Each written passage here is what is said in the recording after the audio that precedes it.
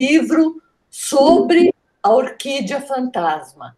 É muito bom e ele tem que adaptar e fazer um roteiro para filme. Ele tem um bloqueio difícil e ele tem um irmão gêmeo que também quer ser roteirista e está fazendo o roteiro completamente dentro dos cânones de roteiro. Inclusive, ele vai numa aula. Ele vai numa aula sobre roteiro. Isso mesmo. Eu passei nos meus alunos que eu tenho uma oficina, essa aula que passa no filme com o Robert McPhee, que é um cara muito famoso, que ele faz workshop de roteiro, né? Uhum. E a frase final é que é importante é que você ama e não ser amado. Quer dizer, o ato de amar é que é importante.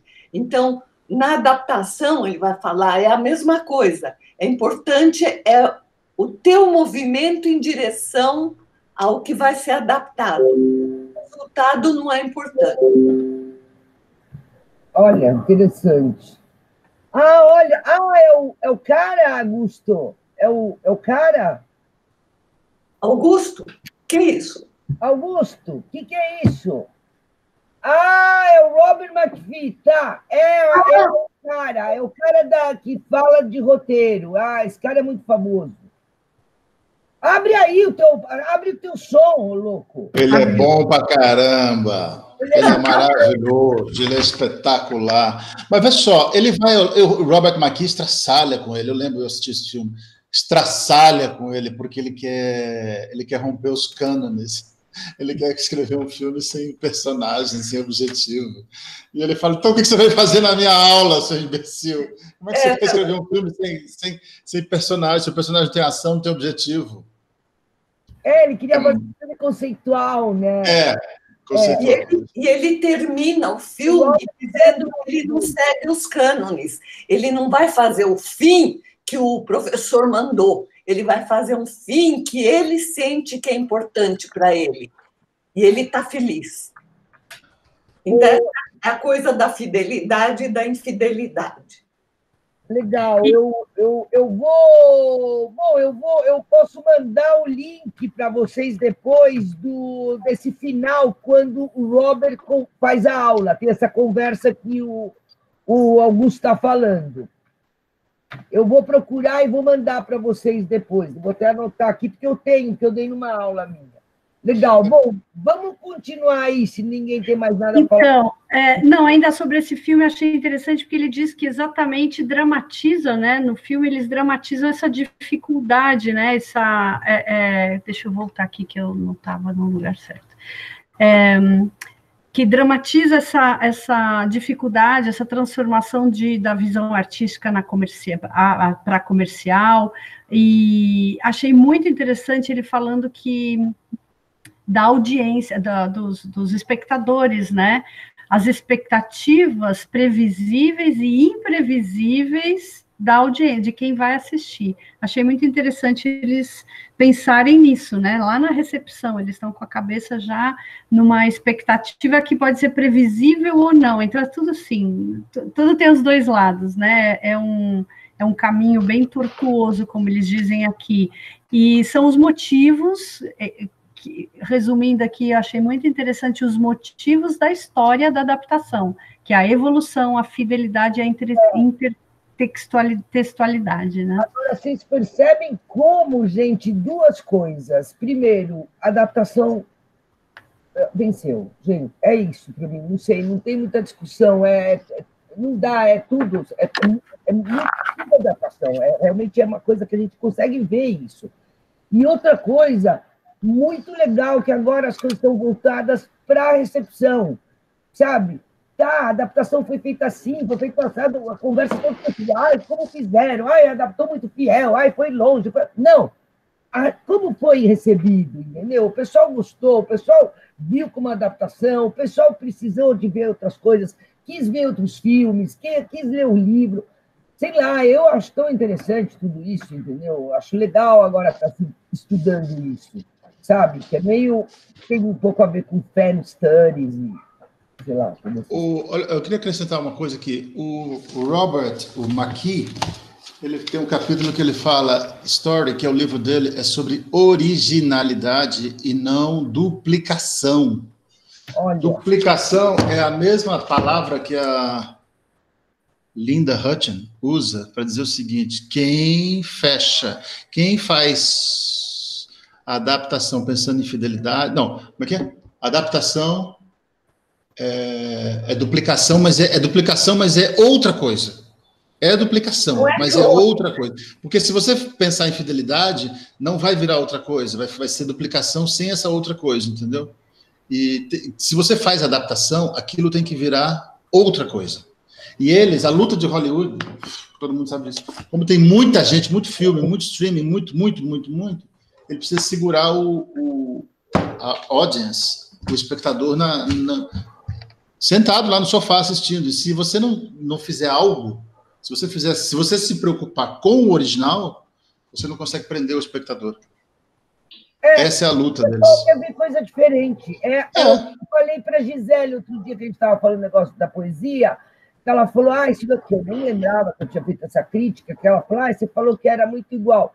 Sei lá, eu como espectadora de uma adaptação, eu sempre quero ver diferente. Para quê? Se eu vou ver igual, eu já leio. Então, eu pego e leio o Quixote, que Jequitá, que o Cervantes escreveu, e pronto, entendeu? Quero ver o que eles fizeram, quero ver uma escola de samba, quero ver um teatro, quero ver um fantoche, sabe? Chega, né? Tem uma colega lá do grupo do francês, ela falou que traduzir implica num processo de luto, porque tem sempre uma perda. Eu achei isso tão bonito, de que a tradução... Eu já sou do copo cheio. Isso serve para adaptação também, que tem sempre uma perda, não tem como não ter. Então tem que ter um processo. Você ganha, você faz para outras pessoas, outras línguas, sabe? Você traz outras referências, você faz umas notas. A Julieta agora pode falar, ela está traduzindo Macunaíma, entendeu? Fala aí, Julieta. Você acha que perda? Você sentiu perdendo? Un pouco perde algumas coisas. Por exemplo, o mato virgem, aqui não pode ser um mato, porque não temos essa forma de dizer. Então, a selva vai quedar, sabe? E a selva não é o mesmo que mato, há perda, né?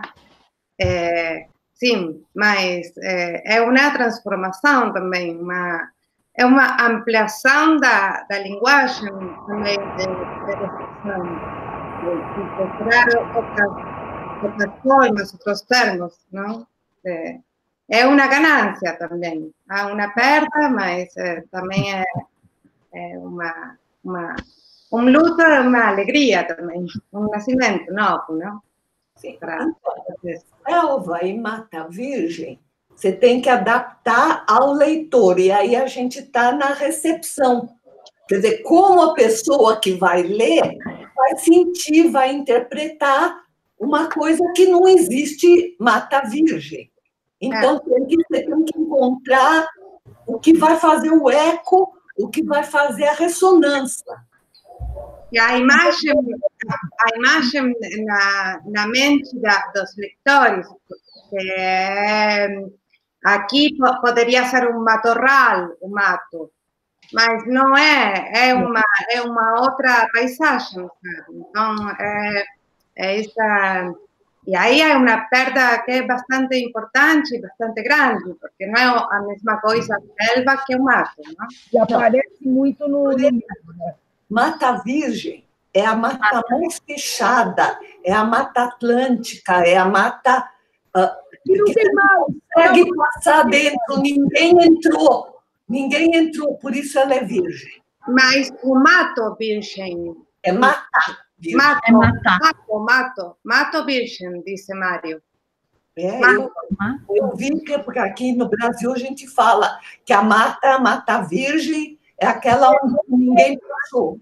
A gente teve essa discussão, porque eu estou dando essa assessoria para ela, E a gente teve essa discussão, mas ele usa a palavra mato virgem. Não, porque, olha só, lá o sujeito que trabalha na roça, ele não fala mata, em geral ele não fala mata. Ele fala mato. Em geral ele fala mato. E o Mário usava muito palavras... Muito palavras do dia a dia. Quando a gente fala mata, é uma coisa mais que a gente entende mais como sofisticada. Augusto, mata virgem e mato virgem é a mesma coisa? Tá.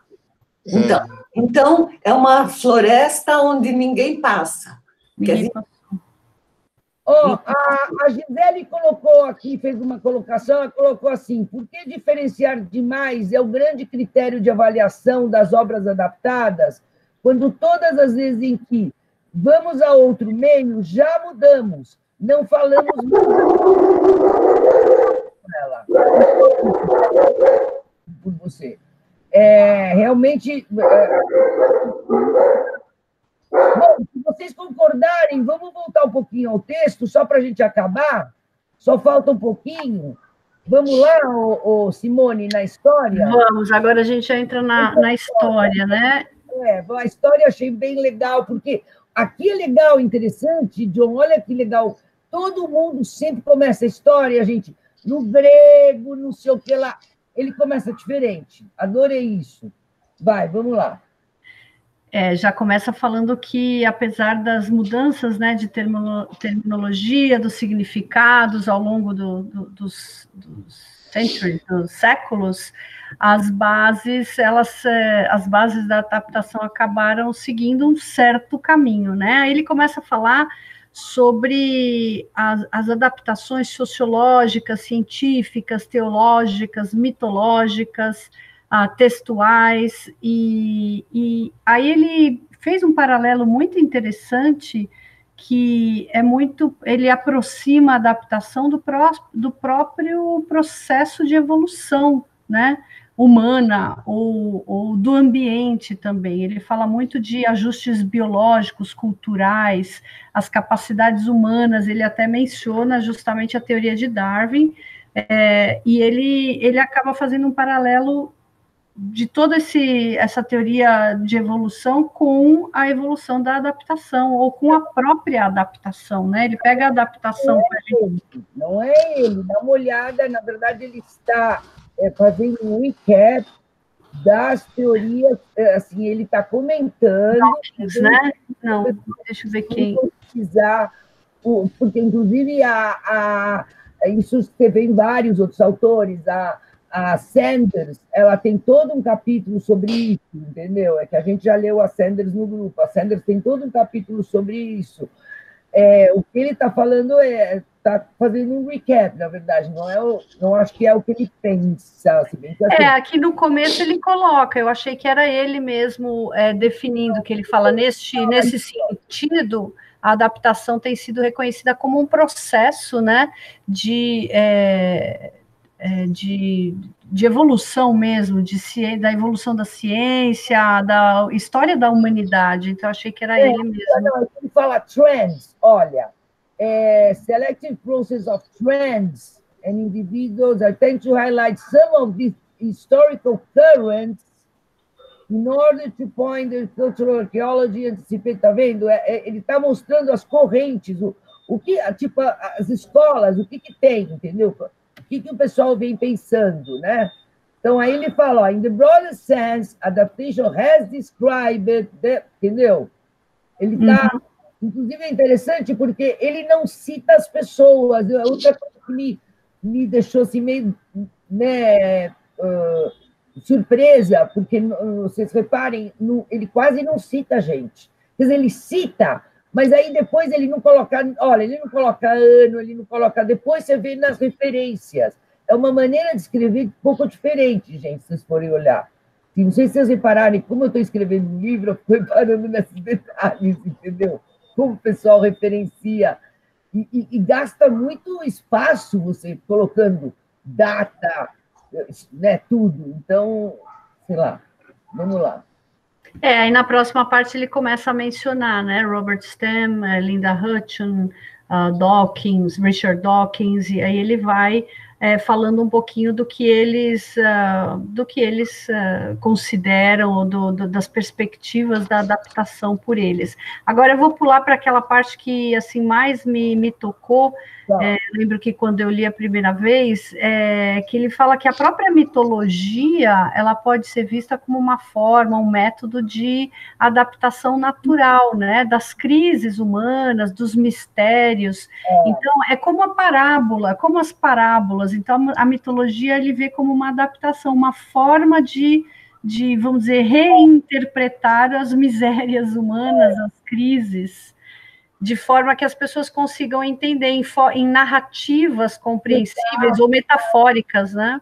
E depois você viu que ele, inclusive, ele mostra como essas próprias coisas místicas, espirituais, vão se adaptando uma com a outra, né? Tipo... Ele até menciona a diferença da mitologia romana e da grega, né? Que elas próprias vão tomando caminhos diferentes, a diferença cultural, temporal, geográfica. Depois, gente, todo mundo sabe, por exemplo, a história do carnaval, que isso eu estudei mais, né? Que os caras vieram desde a época, uma festa que existia, por exemplo, no Egito, aí depois virou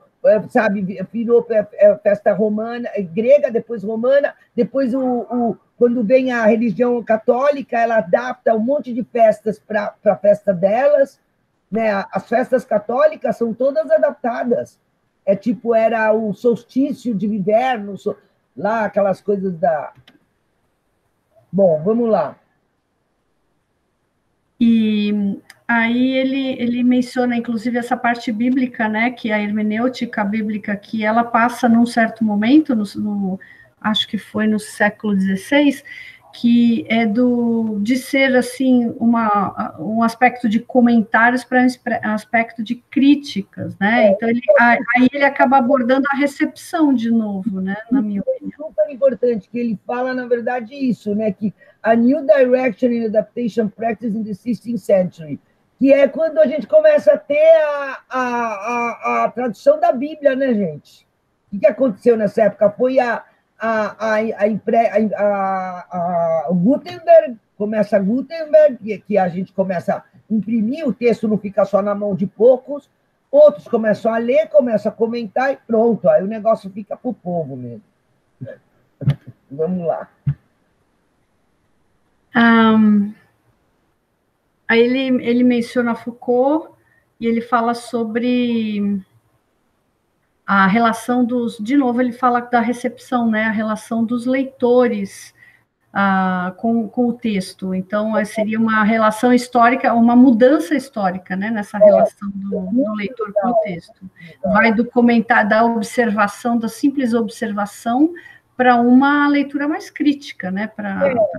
E aí ele começa a falar, eu também achei bem legal como ele coloca essa história das alusões, das cotações, né? Então, Shakespeare dentro de Dickens, né? Essas coisas que a gente vê tanto, né? Quer dizer, cada vez mais hoje em dia, né?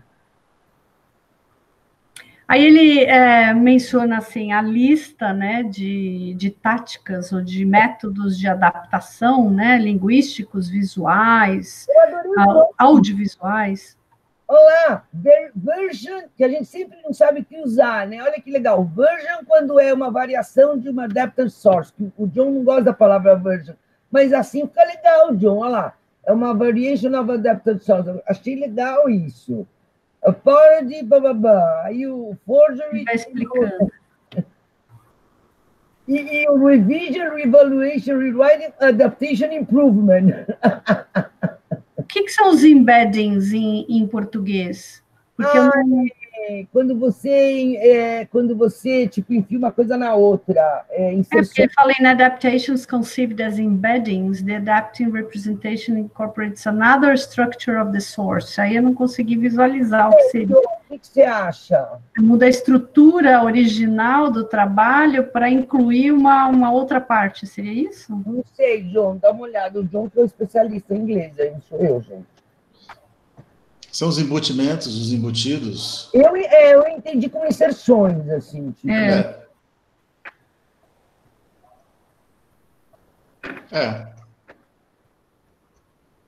E aí ele fala que tem as apropriações, né, que são as adaptações transformadoras, né, que removem partes de um texto ou de uma forma e inserem em diferentes contextos, ou seja, muda o contexto, né? Eu acho que é global, né? Que são as apropriações. Adaptive migrations across those cultural differences. E aí, palimpsest, adaptação que, quando só tem um traço, né, do trabalho original, só unseen foundation seria, existe, assim, uma coisa bem escondida, não é aparente a adaptação, parece até que não vem de outra origem, né, de um trabalho original. E como a gente chama esse tipo de adaptação em português, eu não sei as traduções desses termos que eles usam.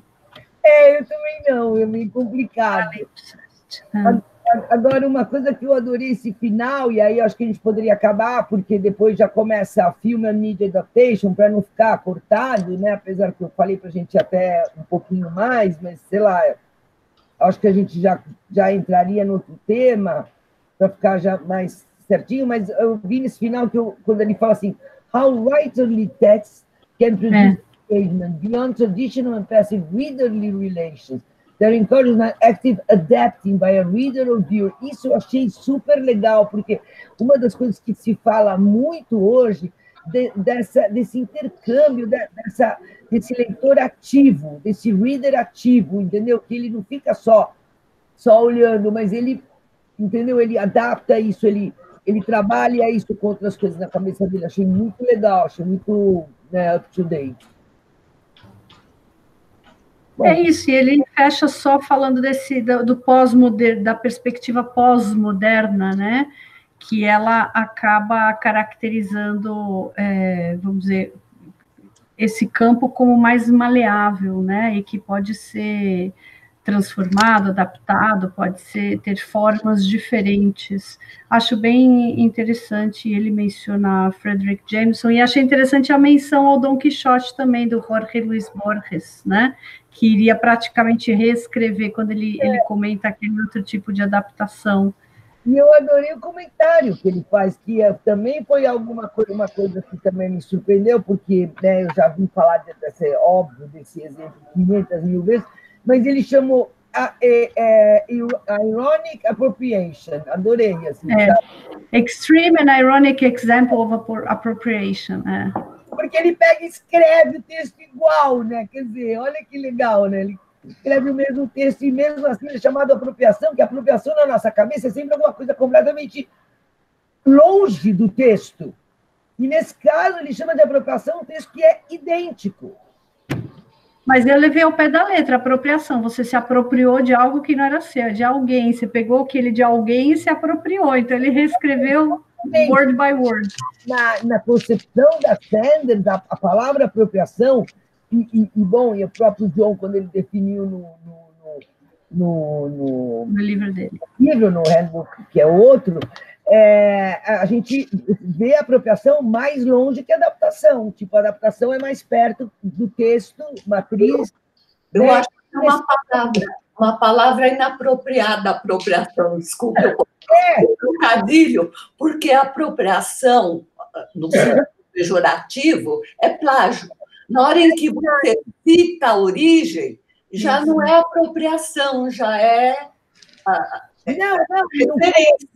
No coloquial ele tem uma acepção muito negativa, porque fica aquela coisa de apropriação cultural, né? Tipo, não é uma coisa positiva. Eu tenho que tomar cuidado, às vezes, quando eu falo, não, isso é uma apropriação, e eu sempre tenho que explicar. Eu falo, gente, não é apropriação como vocês estão pensando, é uma coisa legal. Não é como o ministro da Educação, né? Copy-paste. Não, eu vejo muito como, por exemplo, coisas com discussões sobre gênero, de raça. Então, o pessoal, né, tipo, tá usando um turbante com um pano africano. Já vi essa discussão. Está se apropriando da cultura africana. Né? Eu já fiquei meio assim, porque eu adoro pano africano, sabe? Eu adoro roupas de outras... Sempre quando eu vou num país, eu compro as roupas típicas. Eu saio de Indiana, Mas, Silvia, é diferente você sair bem indiana e você, sabe, querer que o outro acredite que você é indiana. Não, tudo bem, mas alguém pode pegar e me criticar. Que indiana está usando, você não é indiana, sei lá. É a diferença entre referência e plágio. E, sei lá, quando é uma criação artística, eu tomo muito cuidado com a palavra, porque muitos autores já foram acusados de plágio, e o Byron, por exemplo, entendeu? Falaram que ele tinha plagiado o Goethe, e não era, entendeu? O cara tinha se inspirado, quer dizer, muitos autores foram acusados de plágio por terem feito adaptações. É isso que eu quero, aí que eu quero ir. Eu não estou falando de, óbvio, plágio idiota de tese ou de coisas assim. Estou falando de plágio autoral, né? O que é considerado plágio ou não? Agora, claro, houve um problema que aconteceu, eu não sei se vocês lembram, o ano passado, uma autora brasileira, que pegaram ela plagiando pedaços inteiros de... eu passei para o Great essa coisa. Pegaram ela plagiando um monte de autoras famosas, assim, best-seller americana, das autoras de mulheres. Ela plagiava até artigos do The Guardian, entendeu? Absurdo. Pedaços inteiros assim, de textos. Ela tinha contratado um ghostwriter e ela colocou a culpa no ghostwriter. Vocês lembram essa história? A gente conversou uma vez numa reunião do Great. Eu lembro a gente conversando sobre isso. De repente, alguém de vocês que não estava, mas a gente conversou. Mas aí tudo bem, né? Aí é plágio. Bom, gente, se ninguém tem mais nada para falar do texto, vamos passar para os webinars, que o John está aflito para passar para os webinars. Ok, não, eu vou entrar, não falei nada, não ouvi a boa parte.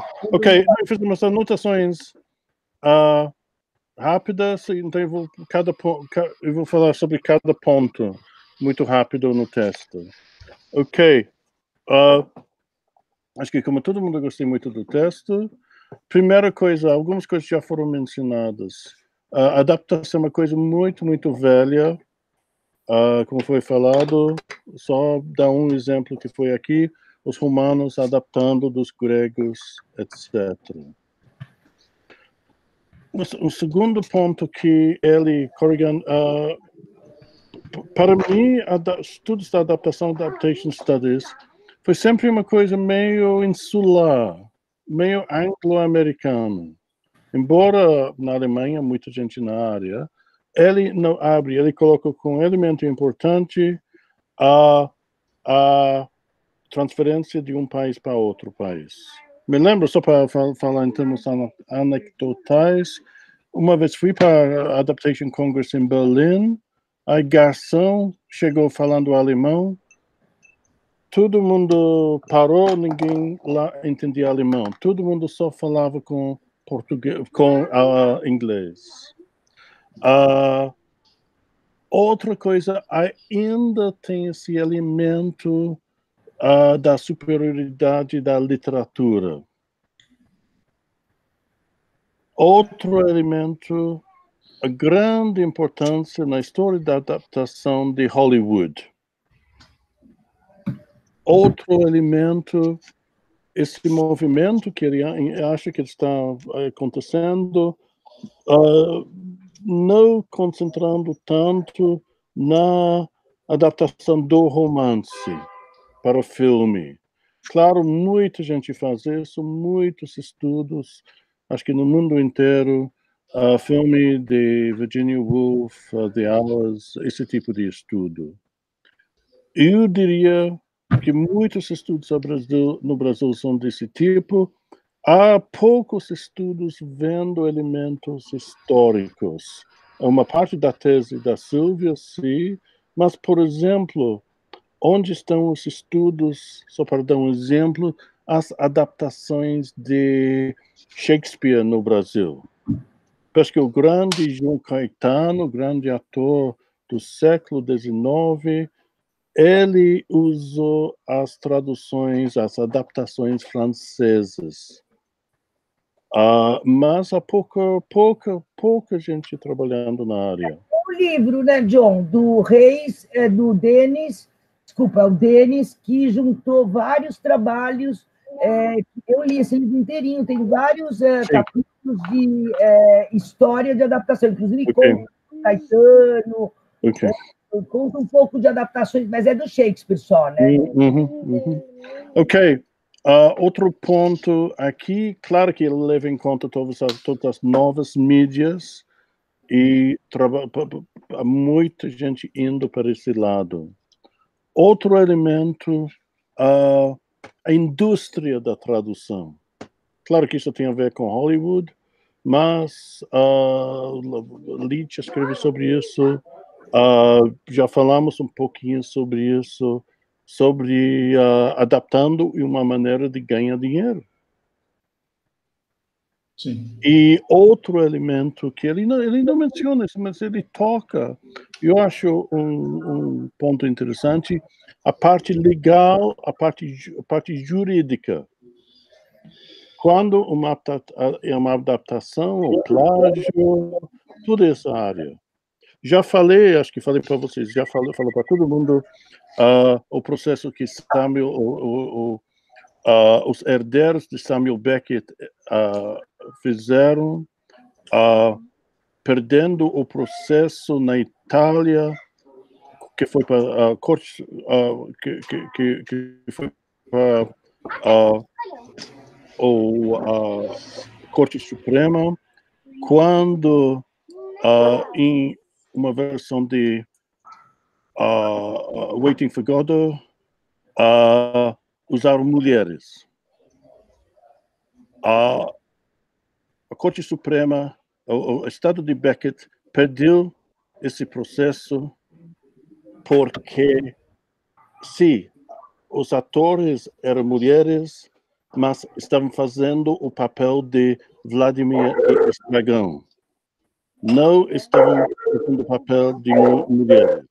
Mulheres fazendo o papel de homens. Mas aí seria interessante alguém montar Beckett, adaptar Beckett e ver o processo legal que vai acontecer. Seria interessante ver. Não sei se Augusto poderia fazer isso, talvez. Arrombada. Ver se ele vai para a cadeia, o que acontece. Não vai. Vai ser uma coisa interessante, uma experiência interessante. Aí a monta Beckett, a gente faz um monte de propaganda, a gente escreve para a família de Beckett lá e vamos ver o que acontece. E você está querendo vai fazer doutorado sobre isso. Boa. Ok, então esses são, para mim, alguns dos pontos. O John, quando você falou do que ele fala que continua com literatura, mas você parou, eu não sei se é aí um pouquinho mais para frente no capítulo, você viu que ele fala da adaptação de arquitetura em outras áreas? Sim. Achei que mencionar isso, pelo menos. Né? Sim. Eu acho que outro ponto, talvez geral, que eu acho que todo livro e parece tipo de missão de Tom Leach, respeitabilidade da área. Adaptation Studies, estudos da adaptação. Eu tenho uma grande impressão que muita gente acha a literatura brasileira uma coisa meio frívola. Só para vocês verem. Sim. Não. Que sendo uma área nova, quando se fala adaptação, a pessoa acha uma coisa meio... para pessoas não muito sérias. Exatamente. Não acadêmico. Um estudo fácil. Você vai assistir, em vez de estudar aquele texto, você vai estudar um monte de coisinhas. Vai estudar em vez de fazer um estudo em Don Quixote, você vai participar do desfile de carnaval. Exatamente. Eu acho que Silvio já mencionou a orientadora. Não é central, é lateral. Então, eu acho que sua orientadora talvez tinha um pouco disso. Ela era contra, ela só deixou eu estudar as adaptações, só liberou a orientação, porque o John ela falou, Se você tiver o apoio do pessoal da adaptação, tudo bem, porque eu não posso te orientar nisso. Então, o John, a Heloísa, e o outro também que me ajudou foi o professor Jansen. Ai, professor Jansen, que louca! O Azenha, do alemão, que agora não está mais trabalhando, porque assim, ela falava, essa área eu não sei nada, sabe? Inclusive, o tempo inteiro falando que eu não estava estudando literatura, que não era alta literatura, que não sei o que lá, que era baixa literatura. Horrível, gente. Parecia que eu estava no lixo. Vamos, vamos passar agora para os seminários? Vamos passar para o seminário, John. E começou a falar. A Jamile também podia falar um pouquinho. Jamile. Sim, mas eu falo em termos gerais. Vai lá, John. Porque tem as duas coisas. Eu não sei se alguém... Porque tem continuação do curso junto com Citrat e Casa Guilherme de Almeida. Sim, são vai dois. continuar em agosto. Acho que todo mundo já recebeu, não sei quem. Ok, então isso é a possibilidade no ano que vem, que a Ana vai. Hoje, ela teve um problema de família, ela me ligou, ela falou que eu li o texto, tudo, mas eu não vou poder participar. Sim. Na próxima eu estou aí. Eu falei, então tá, anota toda a primeira sexta-feira. Mas no ano que vem seria a Ana. Agora, esse semestre está com a Érica. Sim, então isso é uma coisa. Continua em agosto e a possibilidade de um curso novo no ano que vem. Ana estava propondo a ideia de textos sensíveis, que tem sido uma área bastante investigada na área de tradução e adaptação. Claro, censura, adaptado para crianças, para mim, textos difíceis. Claro que hoje em dia textos difíceis, por exemplo, são textos como Huckleberry Finn, que se vai fazer com a palavra N, textos sobre racismo. Eu sugeri Mein Kampf também. Eu acho e claro que eu tenho estudado Lobato também. A Solange está traduzindo Dickens, John. E ela já traduziu, ela tem bastante estudo nessa área de dialetos racistas. Sim, não, com certeza, sim. Mas isso seria só para o ano que vem, a ideia de ser um curso pago online. Sim. Então, isso que a Ana está organizando, e a gente está distribuindo as informações sobre a continuação em agosto. É a Ana e a Solange que estão organizando. Ana e Solange, ok. Eu sabia Solange esse envolvimento. Tá. Ok. Outra coisa são as palestras, continuação das palestras Citrat. Tivemos problemas no ano passado que pouca gente estava assistindo, e acho que todo mundo já estava assistindo lives antes da pandemia. Então, várias pessoas sugeriram que já no ano passado a gente devia ter feito as palestras online. E eu acho que foi um erro, a gente estava meio atrasado assim, porque sempre nos anos anteriores tinha um bom público. Aí acabou, Traduz, etc. Muita gente já no ano passado estava começando a fazer coisas online, e claro que agora a única alternativa. Então, a ideia seria começar no último dia deste mês, com Denis falando de intermídia.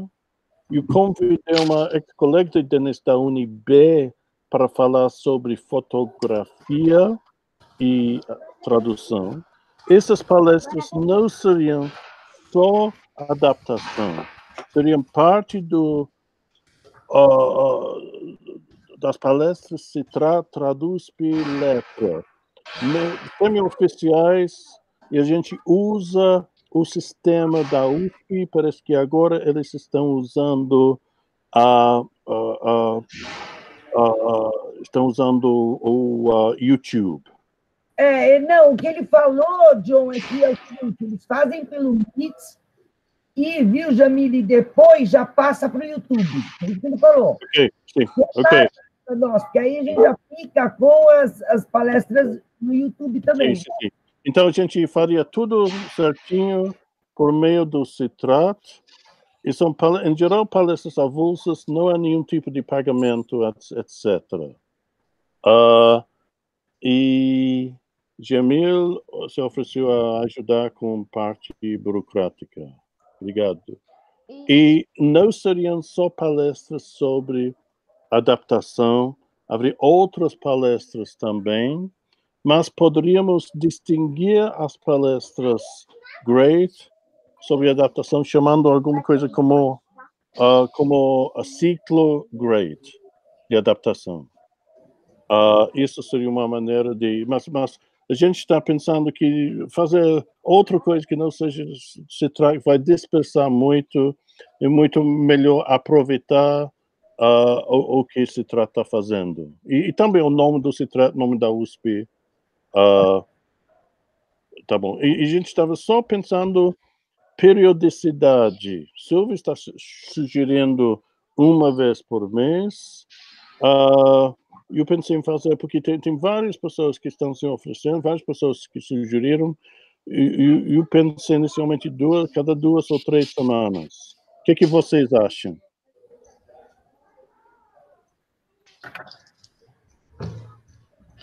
Você não pega nenhum verdura, eu peguei abobrinha para mim, né? Oi, gente. Eu acho, assim, que depende de quem está dando as palestras, depende de quem está organizando, porque para o organizador fazer 2 vezes por mês ou fazer uma vez só é bem diferente. Sim. Em termos de organização, se eu estou convidando pessoas, isso é a parte mais fácil. A parte mais difícil, se a gente for dar certificado, isso é muito, muito trabalhoso. E a palestra, eu estou no palestra UFMG sobre teatro, sociedade, tiveram mais de 100 pessoas. Tem muitas pessoas. O grande problema de oferecer certificado que pode dar muito trabalho. John, você não deixa a Jamile falar um pouco disso? Que ela veio falar, Jamile. Fala um pouco sobre isso. Então, a questão do certificado, não é tão difícil quanto parece, é porque é um trabalho mecânico do Word, eu faço por mala direta. A questão é que eu preciso de alguma extensão que gere uma lista das pessoas com seus respectivos e-mails. Uhum. Aí, que nem, por exemplo, vocês falaram com o pessoal da organização e aí responderam que quem cuida da interação Google Meet e YouTube é o Fábio, da informática. Eu não sei como ele consegue mandar a chamada do Meet para o YouTube, se ele manda em tempo real, ou se ele grava e manda depois, também é possível. Mas eu chuto que seja em tempo real, por causa dos webinars da Alcani que vão acontecer, que vão ser em tempo real, vão ser pelo YouTube diretamente. Então, o John talvez consiga falar com a Luciana e perguntar se vai ser direto mesmo. Gente, não sei, eu pensei uma coisa, não sei se dá certo. E se na hora estiver rolando, pedir para as pessoas colocarem o nome do jeito que elas querem que saia no certificado e o e-mail no chat, e depois você não tem acesso ao log do chat, aí você pegaria por ali. Conclusão, quem não está e não escreveu, ficou sem. Quem, de certo modo, é um negócio meio orgânico, não sei.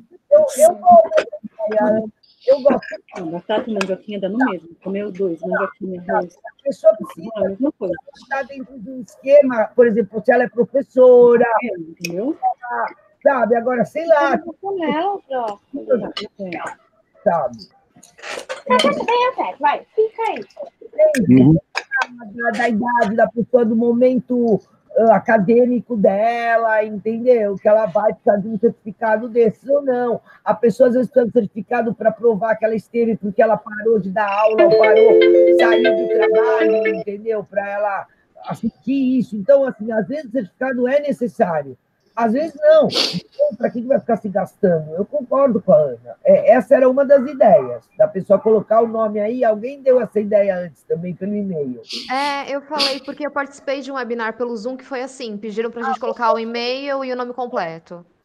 A pessoa coloca o nome, ela quer o certificado, ela coloca o nome aqui no chat, a gente pega, não tem problema.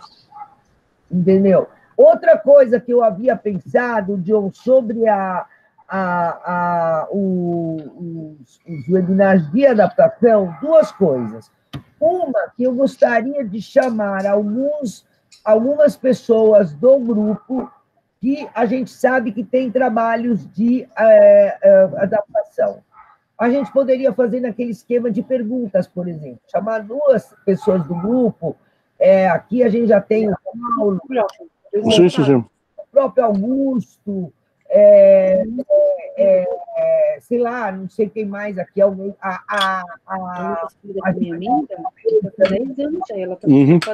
ganhando peso. Sim, meu ponto é... Não está na comida direito. As reuniões great, uma vez por mês, último dia, não vão ter palestra. Não. Só as leituras, sim. Ok. E já, porque se fosse trato, várias pessoas já me mandaram sugestões, pessoas que defenderam no ano passado. Foi legal também. Então, não sei, com uma vez por mês, não dá para encaixar muita gente. Eu já convidei duas pessoas, você tem sugestões, várias outras pessoas. Então, isso, julho, agosto, setembro, outubro, novembro, dá para encaixar 6 pessoas só. Não, mas dá para fazer um esquema de fazer aquelas mini mesas redondas. Lembra que a gente falou de fazer isso? Sim. Então, o Augusto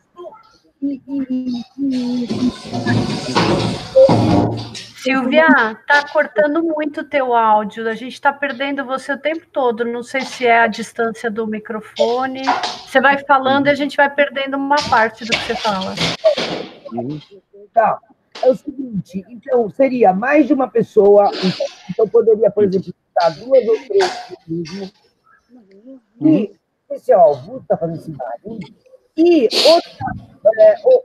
outra ideia que eu tive, também no esquema de pergunta, para ser mais rápido, eu pensei em convidar um pessoal que eu estou falando de fãs, que fazem fan vídeos. Então, eu estou conversando com um cara do Egito, que ele faz uns vídeos do Jurassic Park, que são muito loucos, entendeu? Assim, fan vídeos. Tem um outro que faz de Star Wars, eu tenho outro que já fez, entendeu? Eu conheço, estou juntando umas pessoas, mas isso seria mais para frente. Também seria legal, aí seria internacional, né? Porque seria em inglês, tudo, tem que avisar as pessoas que vai ser em outra língua.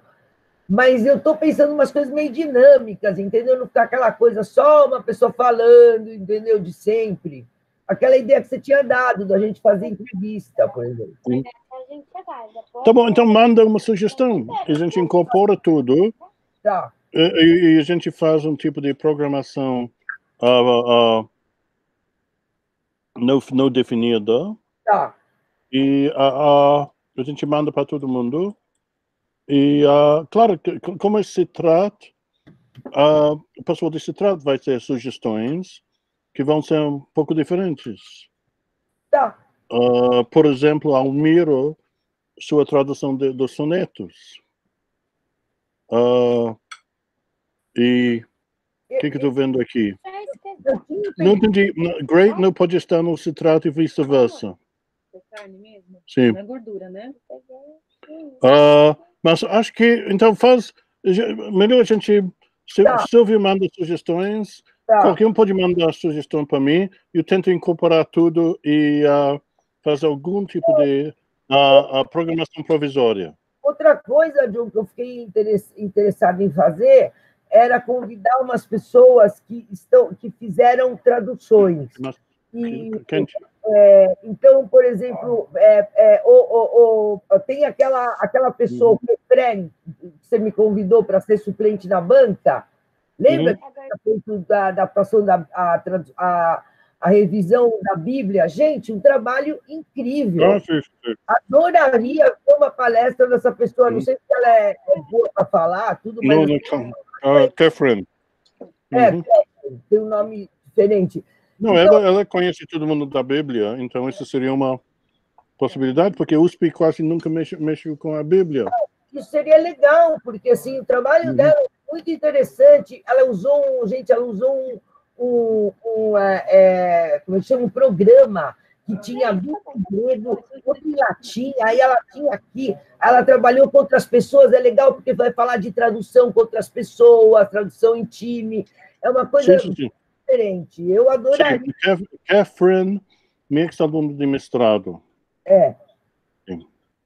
Então, tá bom. Ok, então isso por minha parte. Manda sugestões, possíveis palestrantes, mesas redondas. Eu tento fazer algum tipo de programação provisória. E então, aí ficamos assim. Eu tenho isso para falar. E passo a palavra para a Silvia agora. Não, eu não tenho mais nada. Estou lendo aqui para ver se o pessoal tem alguma coisa falando. A Gisele falou... O Grinch não pode estar no citado. Não, eu não sei o que você perguntou aqui, não entendi, Gisele. A Simone achou melhor 2 vezes por mês? Depende, Simone, o problema é para organizar. Bom, gente, conseguimos fazer uma reunião em 1 hora, muito boa, eu achei, e dentro das coisas de hoje, né? Porque parece que reunião online não é muito boa ser muito cumprida, porque ninguém aguenta. Silvia, você viu as perguntas da Gisele? Ela está dizendo que acho que você não está lendo as dela. Joia, ciclo... eu li, eu achei que eu tinha visto o que mais ela perguntou. Quem está traduzindo Dickinson, por favor, aquele nome. Não vi. Tá. Quem está traduzindo é a Solange, Gisele, a Solange do grupo. Nossa Solange. Ela está traduzindo Dickens para... não é Dickinson, é Dickens. Desculpa, eu falei errado. Ela está traduzindo Dickens para a Claret, para a editora Claret, Martin Claret, e vai demorar porque são 700 páginas, por isso que ela disse que ia tentar participar hoje, mas semana que vem vai, na próxima reunião ela vai, quer dizer, em agosto, e ela deve entregar no final do ano.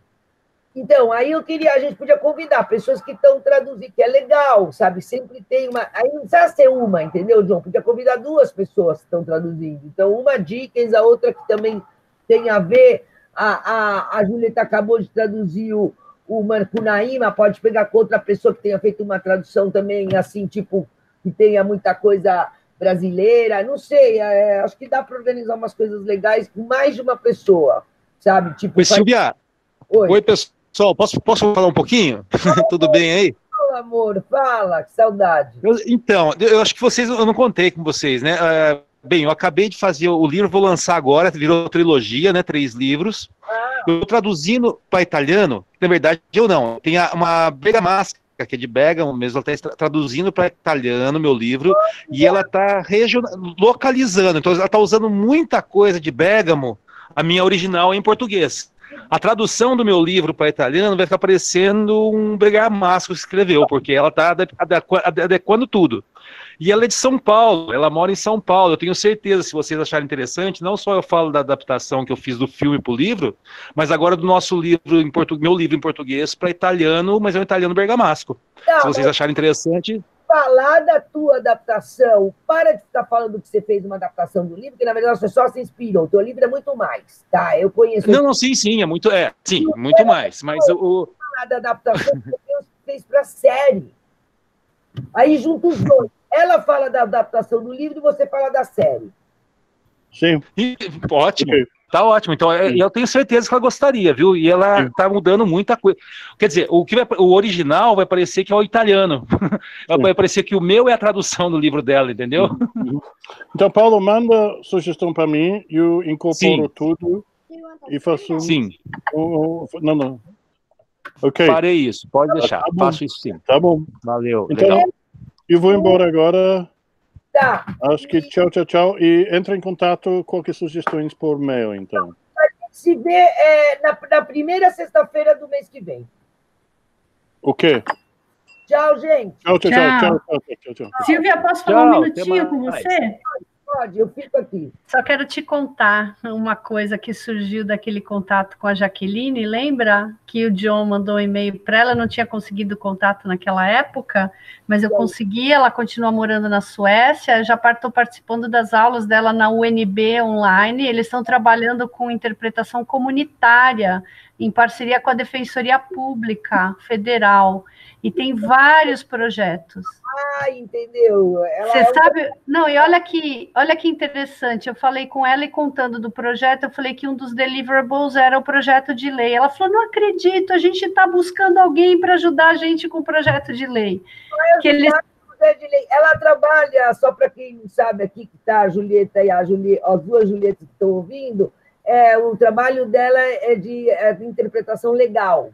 Interpretação forense, contexto forense, que, na verdade, existe legislação de proteção dos direitos humanos de estrangeiros ou qualquer não falante da língua portuguesa de ter o auxílio de intérpretes no ambiente forense, ou seja, em audiências, em qualquer ambiente assim. Só que o Brasil não tem nem a regulamentação da atividade, nenhuma regulamentação do exercício, da qualificação, não tem as exigências mínimas legais do profissional, então é tão informal que acabam indo curiosos lá, a pessoa que, ele fala tal língua, então vai lá, e a pessoa não tem conhecimento jurídico, não tem conhecimento linguístico, e já existe, então, um movimento, a Jaqueline Nordan, que o professor John me indicou, eu tinha acabado de comprar o livro dela, eu entrei em contato, e elas estão fundando a Associação Brasileira da Interpretação Humanitária, e me convidaram para participar, e a gente vai já, quer dizer, isso acho que vai andar mais rápido que o meu próprio projeto, que eu ainda pretendo um dia... Sabe que isso aí pode ser, aí, inclusive, para o teu projeto. Eu conheci uma moça que ela trabalhava com interpretação, audiodescrição, na Espanha. E ela, assim como você, eu conheci ela no Summer School que eu fiz, assim como você, ela justo pegou o pessoal começando a fazer o trabalho de leis, e ela participou, uma coisa parecida, ela participou da montagem de o que eles tinham que pedir para os cinemas, obrigar eles terem um equipamento para as pessoas que eram cegas ou falta de visão, porque lá, super legal. E ela participou desde o começo. Isso é um luxo. Inclusive, isso pode fazer, isso é um ótimo até tema de estudo, entendeu? Como foi instituída a lei, entendeu? Aí você faz todo o trabalho dentro, maravilhoso. Porque você sabe, o projeto que eu entreguei como, assim, para o final de curso, né, como trabalho de final de curso, é o projeto que eu pretendo apresentar para me candidatar ao doutorado neste tema, né? Então, assim, eu já vou trabalhando nele, mas achei fantástico que o timing foi perfeito. E eu já estou assistindo o curso da UNB, hoje teve aula de manhã, e é um pessoal muito bacana, muito bacana. É pelo Meets? É pelo Zoom.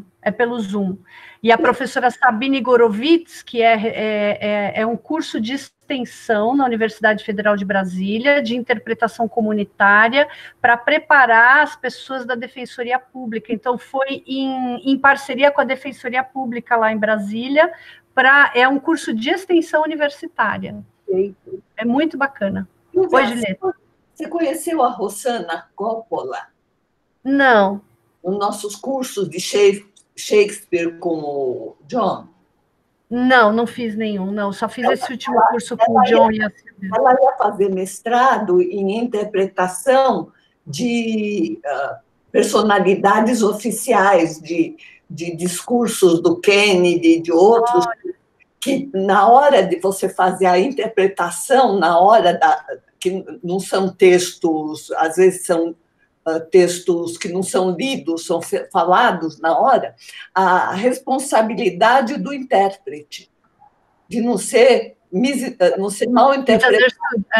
É verdade. Falar uma palavra e alguma coisa que pode causar até um problema diplomático. Então, mas hoje, por exemplo, a gente discutiu dela não foi aceita.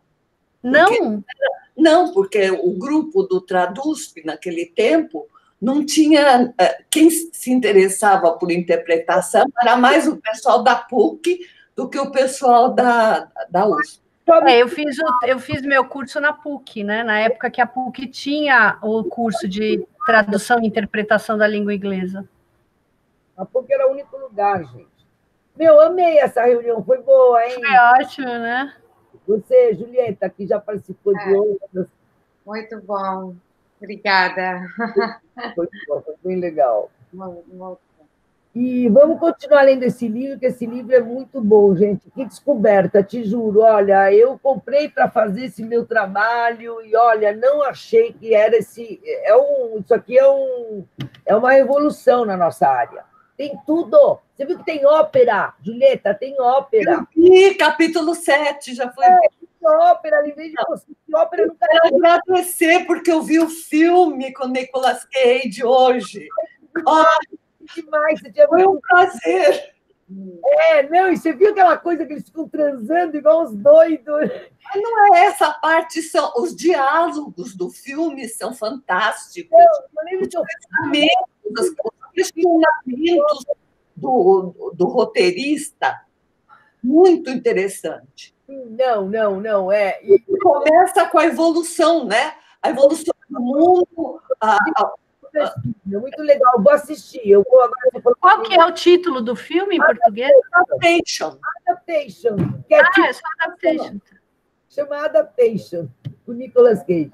Gente, eu vou ter que desligar que eu vou ao banheiro. Para vocês, bom fim de semana. Tá bom, para vocês também. Até mês que vem. Tchau, parabéns, Julieta. Felicidades. Tchau. Tchau. Tchau.